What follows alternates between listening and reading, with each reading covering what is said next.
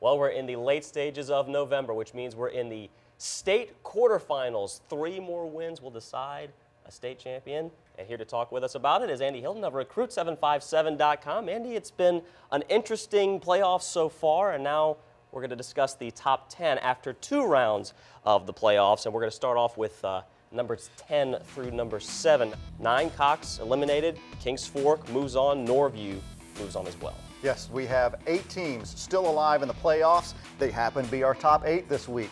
Indian River and Cox dropped to 10 and number 9. Those were the 2 eliminated out of our top 10. And now we're moving on forward with Kings Fork facing Lake Taylor this week. Norview faces Salem. They're both coming in as underdogs, both with the chance to be eliminated from the playoffs and staying down lower in our top 10. And now moving on to the rest of the top 10, we also have Lafayette, a team still undefeated and looking like they're going to advance this week, but again, you got to play the games. Salem, as we talked about just a second ago, the Sun Devils, they're moving on. Heritage, Lake Taylor, we've got some fun matchups this weekend. Absolutely. Well, Lake Taylor faces, as we mentioned earlier, Kings Fork. Heritage faces a Monacan team from out of Richmond.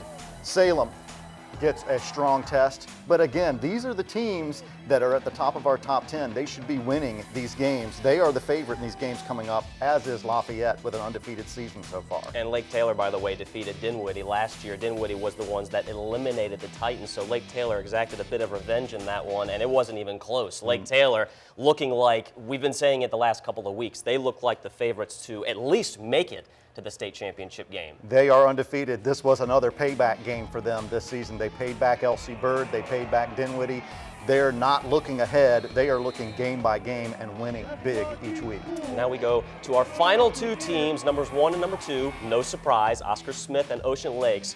But Andy, why don't you tell us a little bit about these 2 matchups? One of them is very interesting. Well, the interesting twist is these 2 teams were in this position in this exact week last year, and Colonial Forge went to Ocean Lakes and knocked them off. They followed that up with an appearance at Oscar Smith and got put out themselves by Deshaun McLeese and Oscar Smith, who ran all over Colonial Forge in that game.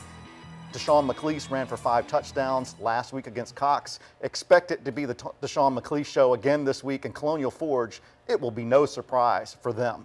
Future Virginia Tech running back in Deshaun McLeese, and the big thing is, one more weekend. All these 2 teams need to do is get through this week, and we will get that Oscar Smith-Ocean Lakes matchup that really we've all been waiting for over 2 years now. It has been a long time coming, and the winner of that game gets a shot at the state title at the highest level of football here in Virginia. But you got to play the games. Yes, we you do. found out last year. Ocean Lakes found out. We got to wait and see what happens, so it should be a lot of fun. Ocean Lakes, Oscar Smith, our top 2 teams. We'll see what happens in these state quarterfinals. I'm Nathan Epstein here with Andy Hilton of Recruit757.com. And Andy, as we have all year, we certainly appreciate you coming in. Thank you.